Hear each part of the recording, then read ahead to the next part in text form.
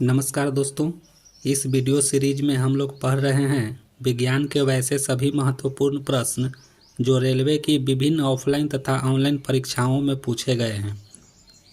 अगर आप इस वीडियो में नए हैं तो कृपया इस चैनल को सब्सक्राइब कर लें तथा प्लेलिस्ट में जाकर विज्ञान के और भी कई प्रश्न के वीडियो हैं उन्हें भी देखें। अगर वीडियो अच्छा लगे तो लाइक करें, अपने सुझाव कमेंट करें और चैनल को सब्सक्राइब ज़रूर से ज़रूर करें। तो आज का प्रश्न है, परमाणु त्रिज्या को मापा जाता है। देखिए दोस्तों, ये आरआरबी का पूछा हुआ क्वेश्चन है। तो परमाणु त्रिज्या को मापा जाता है, तो इसमें 4 ऑप्शन दिए हुए हैं। सही आंसर चारों में कोई नहीं है। इसी वजह से रेलवे ने इस प्रश्न को मूल्यांकन से हटा दिया था। तो सही आंसर होता है इसका एंगस्ट्रम। इसकी व्याख्या देखिए तो पता चलेगा। परमाणु त्रिज्या के मापन हेतु एंगस्ट्रम मात्रक का प्रयोग किया जाता है। जैसे 1 एंगस्ट्रम में 10⁻⁻10 मीटर होता है। रेलवे बोर्ड ने इस प्रश्न को मूल्यांकन से बाहर कर दिया है। अगला प्रश्न है, निम्नलिखित में से कौन सा कथन सत्य है? तो इसमें सत्य कथन चुनना है दोस्तों। तो इसमें सत्य कथन हो जाएगा बी। सही आंसर बी। देखते हैं बी क्या है। अपचयन अभिक्रिया के दौरान परमाणु में इलेक्ट्रॉन्स उत्सर्जित होते हैं। तो यही इसका सही है। बाकी इसको आप वीडियो को पॉज करके सभी विकल्पों को आप देख लीजिएगा और इसकी व्याख्या देखा जाए।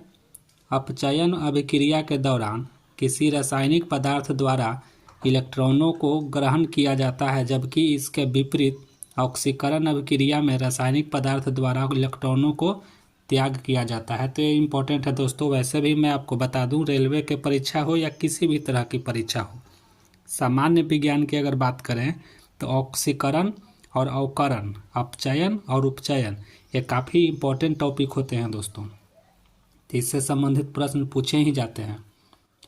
अगला प्रश्न है, द्रव्यमान संख्या का चिन्ह क्या है?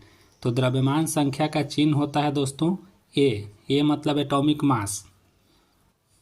इसकी व्याख्या देखें तो किसी परमाणु की द्रव्यमान संख्या, परमाणु क्रमांक तथा न्यूट्रॉनों की संख्या, तीनों को ए, जेड तथा एन प्रतीकों द्वारा व्यक्त किया जाता है। और इनमें तो संबंध आप लोग जानते ही हैं कि ए बराबर जेड प्लस एन हो जाएगा। द्रव्यमान संख्या बराबर परमाणु क्रमांक प्लस न्यूट्रॉन की संख्या हो जाएगी। अगला प्रश्न है, कार्बन डाइऑक्साइड के 44 ग्राम में मौजूद CO2 के अणुओं की संख्या कितनी होगी? तो कैलकुलेट करना है दोस्तों। इस तरह का प्रश्न मैंने पिछले वीडियो में भी बताया है। आप पिछले वीडियो को भी प्लेलिस्ट में जा कर के देखिए। इसका सही आंसर हो जाएगा 6.02 × 10⁻20। इसकी व्याख्या देखा जाए, किसी यौगिक के 1 मोल में अणुओं की संख्या 6.02 × 10⁻23 होता है। कार्बन डाइऑक्साइड के 1 मोल का द्रव्यमान 44 ग्राम। अतः कार्बन डाइऑक्साइड के 44 ग्राम में अणुओं की संख्या 1 मोल अर्थात 6.02 × 10⁻23 हो जाएगी दोस्तों। अगला प्रश्न है, हीलियम के 52 ग्राम में कणों की संख्या ज्ञात करें। तो हीलियम के 52 ग्राम में कणों की संख्या 13 हो जाएगी दोस्तों। इसका सही आंसर सी। इसकी व्याख्या आप लोग देख लीजिएगा। अगला प्रश्न है, निम्नलिखित में से कौन सा परमाणु के बारे में सही नहीं है? परमाणु के बारे में गलत कथन चुनना है दोस्तों। इसका सही हो जाएगा ए, बी, डी तीनों सही है और सी ऑप्शन गलत है। सी ऑप्शन कह रहा है कि 2 तत्वों के परमाणु समान होते हैं। बिल्कुल नहीं, 2 तत्व, प्रत्येक तत्व का परमाणु अलग अलग होता है दोस्तों। यहाँ इस सी नंबर गलत हो जाएगा। इसकी व्याख्या भी आप लोग वीडियो को पॉज करके देख लीजिएगा। अगला प्रश्न है, किसी तत्व का इलेक्ट्रॉनिक विन्यास 2, 8, 5 है, उस तत्व का नाम क्या है? तो इस तत्व का नाम फास्फोरस हो जाएगा दोस्तों। इलेक्ट्रॉनिक विन्यास 2, 8, 5 यानी कि परमाणु संख्या 15 हो जाएगी। तो 15 किसका होता है?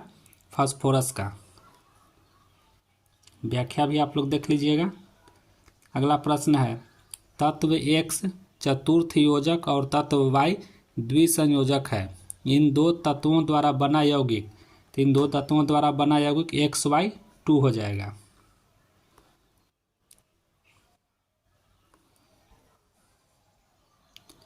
इसकी व्याख्या भी आप लोग देख लीजिएगा। अगला प्रश्न है, कैल्शियम ऑक्साइड CaO का सूत्र इकाई द्रव्यमान है, तो इसका सही आंसर हो जाएगा 56U। आप कैल्शियम का देख लीजिएगा। कैल्शियम का हो जाता है 20 दूनी 40 और प्लस ऑक्सीजन का 16 दूनी 32, तो 40, और इस तरह से देखिएगा तो इसका बन जाएगा। इसकी व्याख्या भी आप लोग देख लीजिएगा।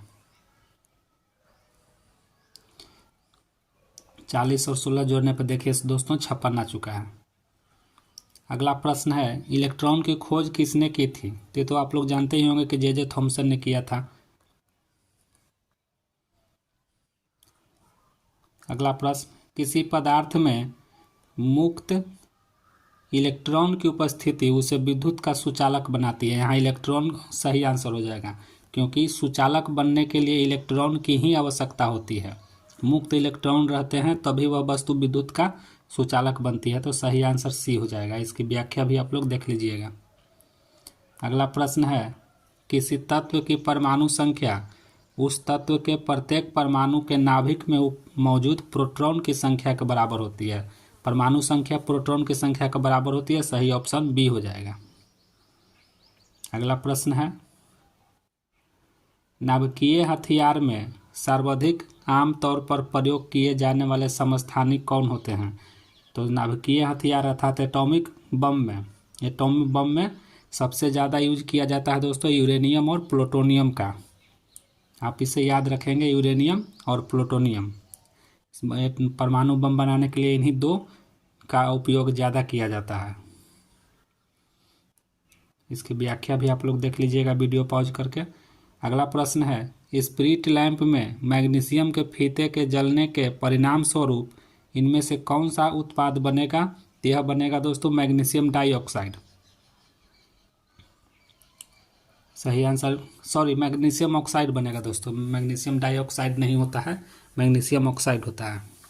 और आप अच्छी तरह जानते हैं कि मैग्नीशियम एक ऐसा तत्व है जो ऑक्सीजन के अनुपस्थिति में भी जलता है। ऑक्सीजन नहीं भी रहे फिर भी यह जलता है दोस्तों। अगला प्रश्न है, हाइड्रोजन परमाणु के 3 समस्थानिक प्रोटियम, ड्यूटेरियम और ट्राइटियम है। समस्थानिक ट्राइटियम का परमाणु क्रमांक और द्रव्यमान कितना होगा? तो इसका ट्राइटियम का होता है परमाणु क्रमांक 1 और द्रव्यमान संख्या 3 हो जाती है। आप इसे याद रखेंगे। हाइड्रोजन के 3 समस्थानिक बार बार पूछा जाता है, तीनों के नाम याद रखेंगे। इसकी व्याख्या भी आप लोग देख लीजिएगा। तो ये था हमारा आज का प्रैक्टिस क्वेश्चन, जो कि रेलवे के परीक्षा में बार बार पूछे जाते हैं। उन्हीं प्रीवियस ईयर क्वेश्चन को हम लोग देख रहे थे। चैनल को ज़रूर से ज़रूर आप सब्सक्राइब कर लीजिएगा, ताकि इस तरह के वीडियो प्रतिदिन मैं देता हूं और आप इससे अपनी प्रैक्टिस करते रहें। धन्यवाद।